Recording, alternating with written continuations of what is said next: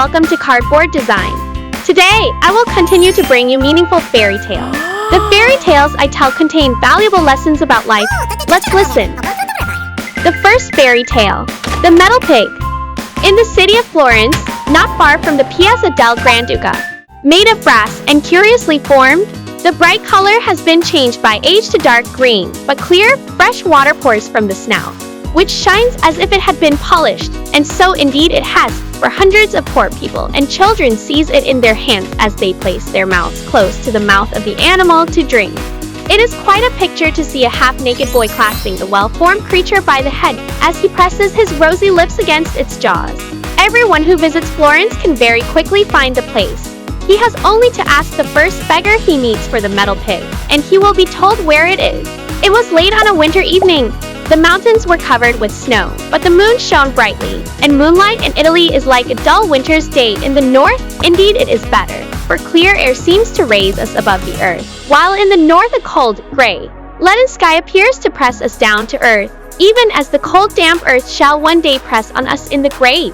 In the garden of the Grand Duke's palace, under the roof of one of the wings, where 1,000 roses bloom in winter, a little ragged boy had been sitting the whole day long, a boy who might serve as a type of Italy, lovely and smiling, and yet still suffering. He was hungry and thirsty, yet no one gave him anything, and when it became dark, and they were about to close the gardens, the porter turned him out. He stood a long time musing on the bridge which crosses the Arno, and looking at the glittering stars, reflected in the water which flowed between him and the elegant marble bridge della Trinita.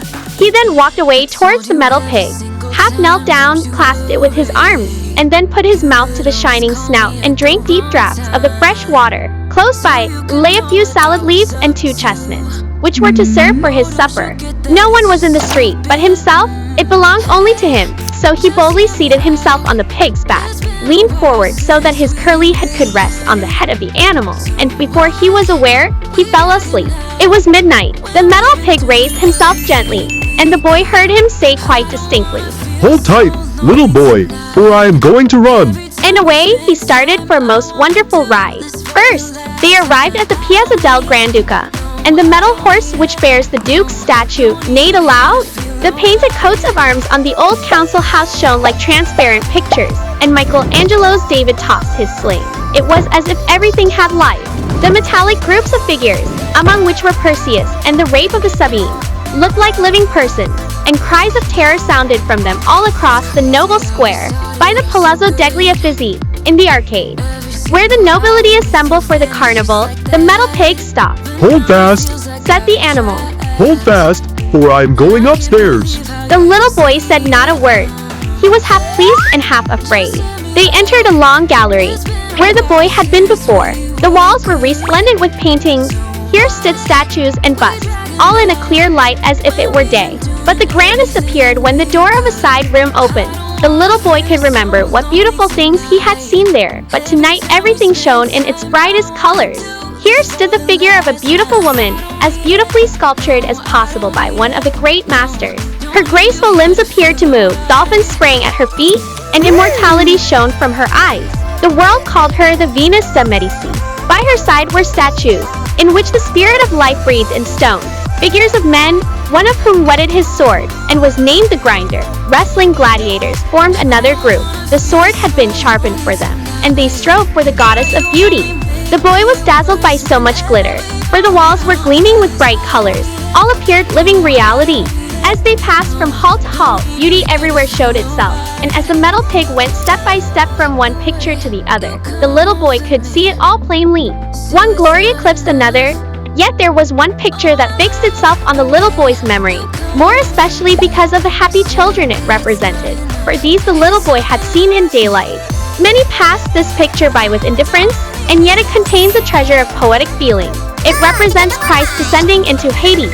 They are not the lost whom the spectator sees, but the heathen of olden times.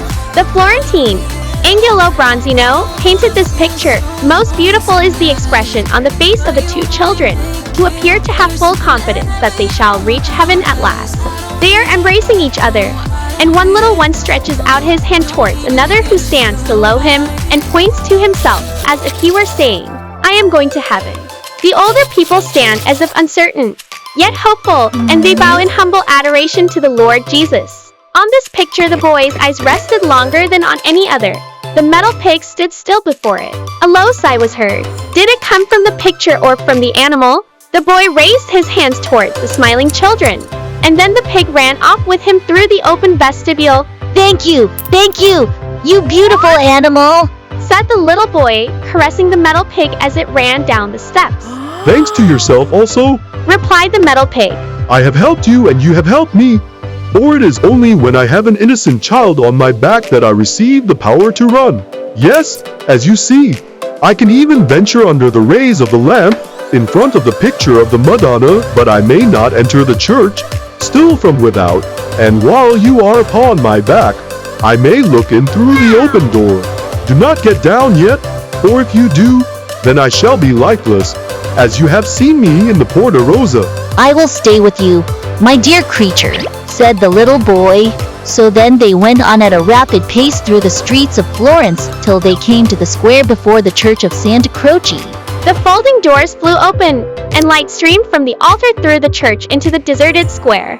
A wonderful blaze of light streamed from one of the monuments in the left side aisle, and 1,000 moving stars seemed to form a glory round it. Even the coat of arms on the tombstone shone, and a red ladder on a blue field gleamed like fire. It was the grave of Galileo. The monument is unadorned, but the red ladder is an emblem of art. signifying that the way to glory leads up a shining ladder, on which the prophets of mind rise to heaven, like Elias of old. In the right aisle of the church, every statue on the richly carved sarcophagi seemed endowed with life. Here stood Michelangelo, there Dante, with the laurel wreath round his brow, all fury and Machiavelli, for here side by side rest the great men, the pride of Italy. The church itself is very beautiful, even more beautiful than the marble cathedral at Florence, though not so large. It seemed as if the carved vestments stirred, and as if the marble figures they covered raised their heads higher to gaze upon the brightly colored glowing altar where the white-robed boys swung the golden censers, amid music and song, while the strong fragrance of incense filled the church and streamed forth into the square.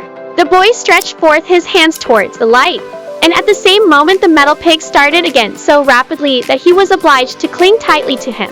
The wind whistled in his ears. He heard the church door creak on its hinges as it closed, and it seemed to him as if he had lost his senses. Then a cold shudder passed over him, and he awoke. It was morning. The metal pig stood in its old place on the Porta Rosa, and the boy found he had slipped nearly off its back. Fear and trembling came upon him as he thought of his mother. She had sent him out the day before to get some money. He had not done so, and now he was hungry and thirsty. Once more he clasped the neck of his metal horse, kissed its nose, and nodded farewell to it. Then he wandered away into one of the narrowest streets, where there was scarcely room for a loaded donkey to pass. A great iron-bound door stood ajar. He passed through, and climbed up a brick staircase, with dirty walls and a rope for a balustrade, till he came to an open gallery hung with rags.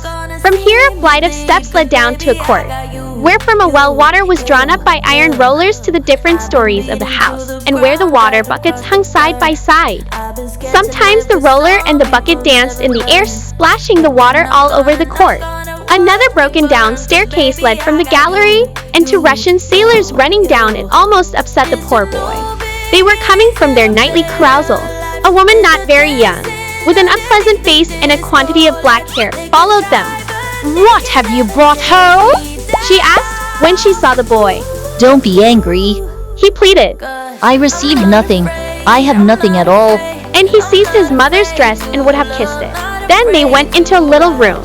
I need not describe it, but only say that there stood in it an earthen pot with handles, made for holding fire, which in Italy is called a marito. This pot she took in her lap, warmed her fingers, and pushed the boy with her elbow. Certainly you must have some money, She said. The boy began to cry, and then she struck him with her foot till he cried out louder. Will you be quiet, or I'll break your screaming head? And she swung about the fire pot which she held in her hand, while the boy crouched to the earth and screamed. Then a neighbor came in, and she had also a marito under her arm. Felicita, She said. what are you doing to the child? The child is mine. She answered. I can murder him if I like, and you too, join in, Nana. And then she swung about the fire pot. The other woman lifted up hers to defend herself, and the two pots clashed together so violently that they were dashed to pieces, and fire and ashes flew about the room. The boy rushed out at the sight, sped across the courtyard, and fled from the house. Wow!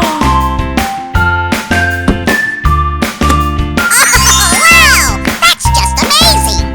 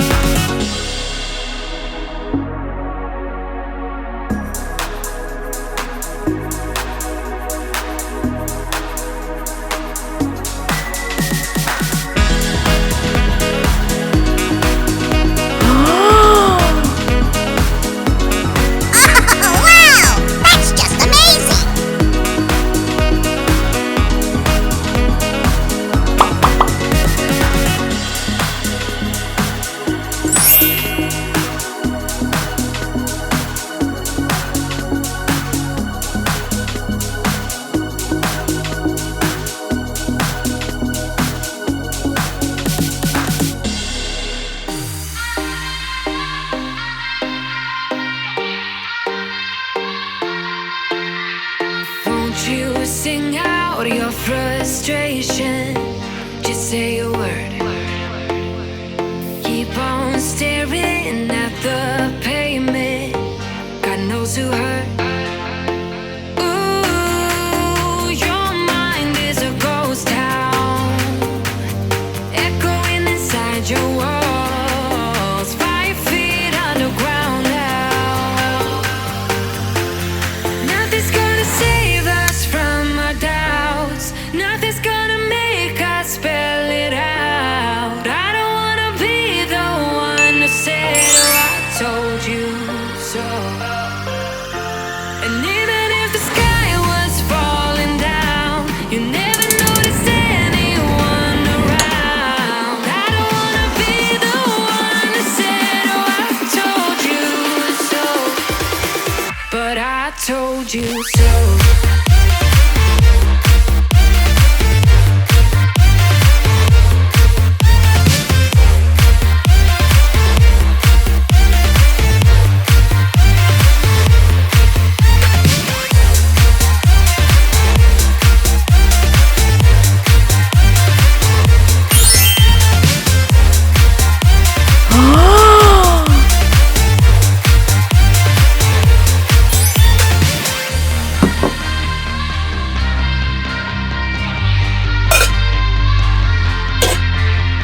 Keep on acting out like strangers. Scream out loud. I will go if nothing changes. So change your heart. Ooh, your mind is a ghost town, echoing inside your walls, 5 feet underground now. Nothing's gonna save us from our doubts. Nothing's gonna make us spell it out. I don't wanna be the one that said, oh, I told you so. But I told you so.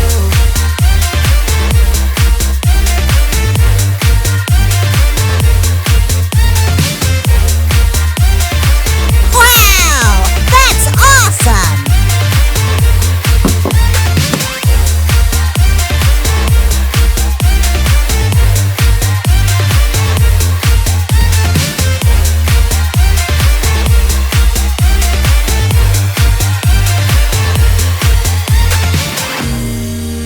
My kingdom on lockdown.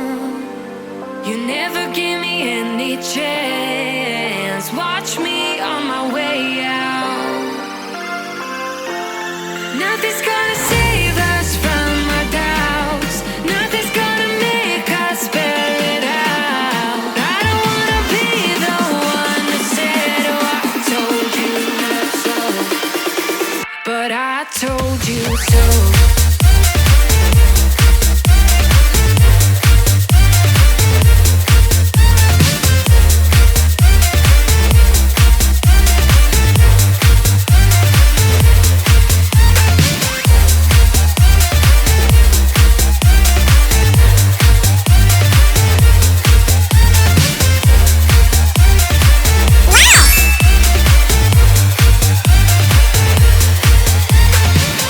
Wow!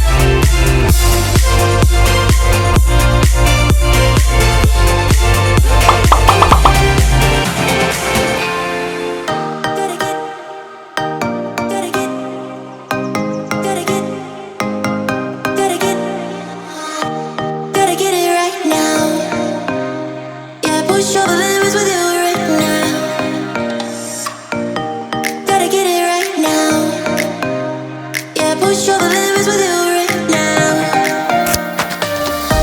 Gotta get it right now.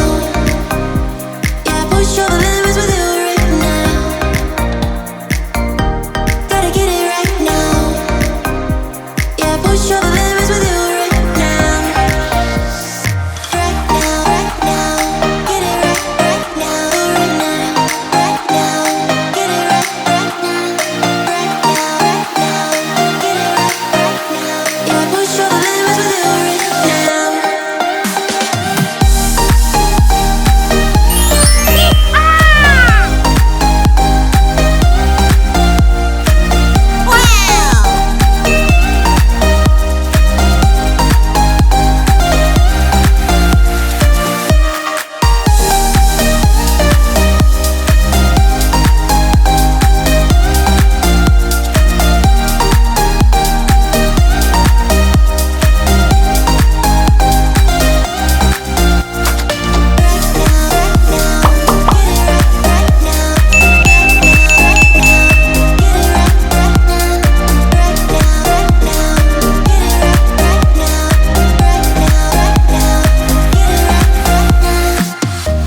Gotta get it right now. Yeah, push over limits with you right now. Gotta get it right now. Yeah, push over limits.